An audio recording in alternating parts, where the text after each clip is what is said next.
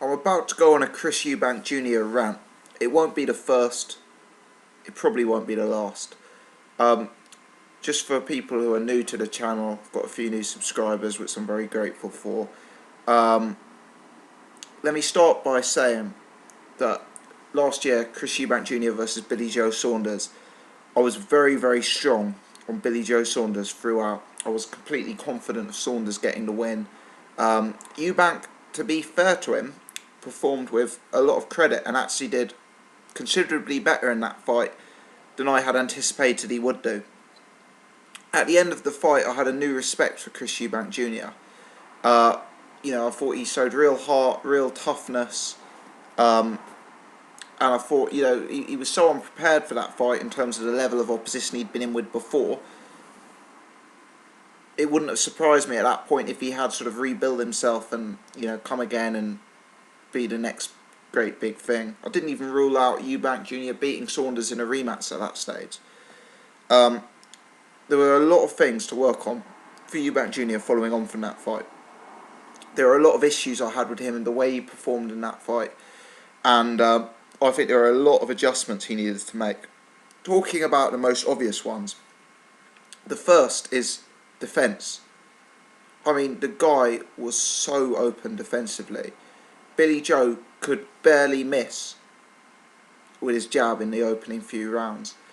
And I think that was another area actually where Saunders sewed Eubank Junior up. It wasn't just the defence, it was the lack of Eubank's jab. I mean, all he seemed to be throwing were these inside hooks, these massive uppercuts, which, don't get me wrong, can be effective, but he didn't box his way in at all. He showed no jab. For me, his movement was limited. His defence was extremely open, worryingly so, and he was very, very hittable.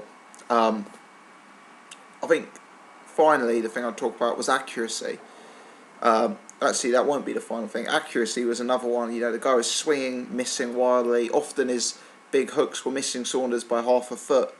The corner problem, refusing to listen to instructions. Ronnie Davis Jr., I saw an interview with him on Boxing News Forum where he said Eubank Jr. had problems making the weight. So effectively, what I'm getting at is Eubank Jr. performed with credit against Billy Joe Saunders, a fighter I really, really rate. And there are so many obvious rooms for improvement with Eubank Jr. For a start, he'd never been in a 12-round fight before. He'd never been in with anything like that level of opposition. He didn't really use much of a jab. He was very inaccurate. He was very defensively open. His movement was limited. There were a lot of obvious areas for Eubank to improve on. A lot of obvious areas. And I thought, if the guy can go away, if he can learn his lessons, and if he can come back having taken that on board, this is a guy who's a serious threat. But if he performs like he did against Billy Joe Saunders with the top section of the middleweights, he's not going to go very far.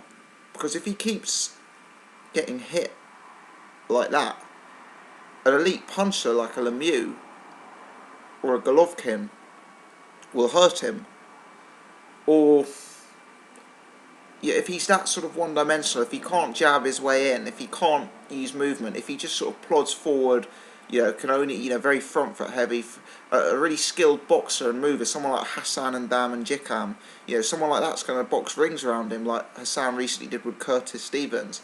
I thought he did well if we consider how early it is in his career and what limited opposition he'd been in with previously. But there were gaping gaps to improve on. He needed to make changes with his team, his father being less of an influence perhaps, listening to Ronnie Davis, making weight properly, tactical adjustments. He needed to work on a few things in the gym. Then the fight was announced with Dmitry Chudinov, which I thought was a peculiar fight, because Chudinov, for me, doesn't equal risk-reward. Chudinov, he's unspectacular, but he's solid. He's unbeaten. He's very tough, very rugged, very, very durable guy. He's not the sort of guy Chris Eubank Jr. is going to walk through. Having said that, he doesn't really have a name amongst the UK fans. I understand he has some tin pot version of some governing body's title, and Chris Eubank Jr. maybe will become the interim, I don't know, interim champion if he gets the nod against Chudinov. But, I mean, let's be honest, the guy, he's not going to bring a huge amount of excitement to the fight, Chudinov. It's not a name that's going to attract UK fans. And for me, the risk-reward just doesn't really add up with this fight, so I found it quite confusing. Now, let's put it this way. Chudinov will be, by miles, the best guy Chris Eubank Junior has beaten. By mountains, if Eubank Junior gets the job done on him. But Chudinov is very, very durable. He's going to test Eubank's stamina, because Eubank, I don't believe, will be able to blow him out in a few rounds. He's also, he's not a Golovkin puncher, but he can hit a bit. He can hit more than Saunders. So if Eubank Junior leaves his chin and leaves himself as open as he did against Billy Joe, there's scope for it to be in trouble. I haven't yet made up my mind on who I think wins that fight. At the minute, I see it as really, really 50-50. But then I read an article on worldboxingnews.net. Eubank Junior, I've learned from Saunders' loss, I'll be too much for Chudinov. That's the title of the article, by Phil DJ. Now, I read the article with interest because I thought, right, I've got renewed respect for Eubank Junior. He's in against a really good opponent. He says he's learnt from his mistakes. What I wanted him to talk about was jabbing his way in, working on his accuracy, working on his footwork and foot movement, working on his defence, respecting his corner, listening to his corner, making the weight properly. That's what I was looking for him to say when he said he's learnt from his mistakes. But what he goes on to say in this article, and I'll pull it up and get a direct quote here, is, I'll be too much for Chudinov. The guy is not a slick southpaw like Saunders, and he won't last if he goes toe-to-toe. Chudinov is built for me. I'm comfortable with orthodox fighters, and I'm looking forward to the challenge. He also says, Saunders was my first big test, so I hung back to make sure I lasted the 12th round. Now, both of those statements are correct. Chudinov is not a slick southpaw. He doesn't resemble Billy Joe in any way in his fighting style. Eubank Junior's hanging back in the first fight, I think too much is made of that. But he's right, he shouldn't have hung back so much. I actually don't think Eubank Junior wanted to hang back in the first few rounds. I think what happened is, for the first time in his career, he was up against someone far more technically capable, with far greater pedigree than him.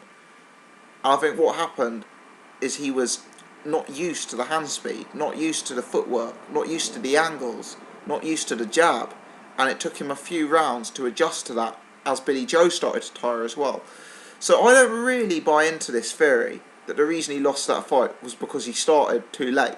I think the reason he lost the fight is because he got his ears boxed off for the first half of the fight against a superior technician, and he was only able to come into the fight because that guy started to fade as the fight went on.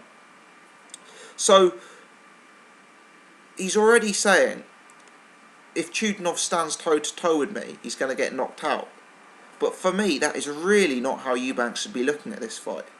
He shouldn't be talking about going toe-to-toe. He shouldn't be talking about knocking people out. People seem to think Eubank was this great power puncher. Well, it's very easy when you're fighting someone who's a stone lighter than you with 20 losses on their record. But we saw against a fighter like Billy Joe, this guy isn't a Golovkin-style puncher. Eubank Junior doesn't have that heavy-handed knockout power that the top middleweights, Golovkin and Lemieux, to use those examples, have, or Andy Lee. He's not in their league in terms of punching power, in my opinion. What I'd like to see him do, because I believe he is a better athlete, I believe he probably is a better boxer than Chudinov. What I'd like to see him saying is, I've learnt from my mistakes. I'm going to dance around Chudinov, box his ears off. He's not going to be able to deal with my attributes, my speed, my strength. I'm going to jab, jab, jab. If the stoppage comes late on in the fight, I'll take it. But for me, this is about getting a win over a top sort of 25-30 middleweight, which I haven't done before in my career. That's what I wanted Eubank Junior to say. But if he goes toe-to-toe, for me it's a very 50-50 fight. He negates his attributes. And, to me that's what he did against Saunders. You're not going to beat world-class middleweights without a jab, without defence, without accuracy, without movement. Now, it may transpire that Dmitry Chudinov is a long way away from world-class, and it may be that Chris Eubank Junior is able to get the job done by throwing hooks and uppercuts and being very front foot heavy, not being very versatile. He may prove just about enough on this occasion, and if he does, fair credit for him. I'll say Chris Eubank Junior is a top 25 middleweight after that win. But I think that the gap between a Chudinov and the top fighters in the division is very, very vast. And I think unless Eubank Junior recognises where he actually went wrong in that fight, he's not going to be able to bridge that gap. I guarantee he will not become a middleweight world champion unless he makes adjustments defensively with his jab. He cannot just be this front foot guy throwing massive power shots. There has to be more dimensions and more versatility. He's already been exposed once by a superior technician. Let's hope he learns from that again, because otherwise he's going to get exposed a second time. And if he's not careful, Dmitry Chudinov may be the man to do it. Let me know your thoughts. Thanks very much for watching as always.